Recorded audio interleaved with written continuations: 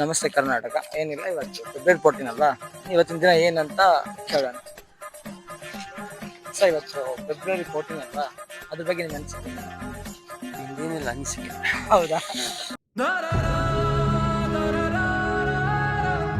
ಏನಿ ಅನಿಸಿಕೆ?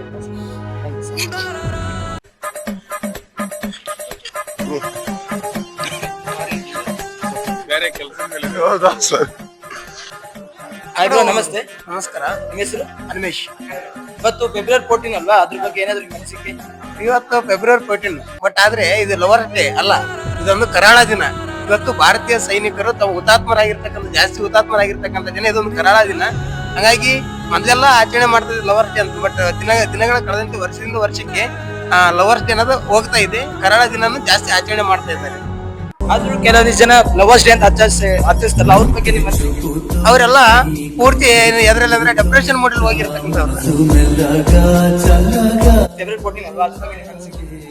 ಈ ಕಡೆ ಲವರ್ಸ್ ಡೇ ಅನ್ಬೋದು, ಈ ಕಡೆ ಬ್ಲ್ಯಾಕ್ ಡೇನ ಅನ್ಬೋದು. ಯಾಕಂದ್ರೆ ನಮ್ದೊಂದು ರೆಸ್ಪೆಕ್ಟ್ ಏನಂದ್ರೆ 40 ಯೋಧರು ಸತ್ತಾರಲ್ಲ, ಅವ್ರಿಗೆ ಒಂದು ಸ್ಮರಣೆ ಮಾಡೋದು ಅಂತ. ಅದ್ರ ಜೊತೆ ಮಾಡೋರು ಮಾಡ್ತಾರೆ, ಲವರ್ಸ್ ಡೇ ಮಾಡ್ತಾರೆ. ಯಾಕಂದ್ರೆ ಅವ್ರು ಮರ್ತದ ನಾನೇ ಕೇಳಿದ್ರೆ ನೀನ್ ಅವನಂತ ನಮ್ಗೆ ಅಂತಾರೆ. ಯಾಕಂದ್ರೆ ನಮ್ದೊಂದು ರೆಸ್ಪೆಕ್ಟ್. ಗುಲಾಮ್ ದಾಳಿ ಅಂದ್ರೆ ಜಮ್ಮು ಕಾಶ್ಮೀರದಲ್ಲಿ ಆಗಿರುವಂತ ಒಂದು ಘಟನೆಗೆ ಒಂದು ರೆಸ್ಪೆಕ್ಟ್ ಕೊಡ್ಬೇಕಂತ ಇದನ್ನ ಮಾಡ್ತಾ ಇದಾರೆ.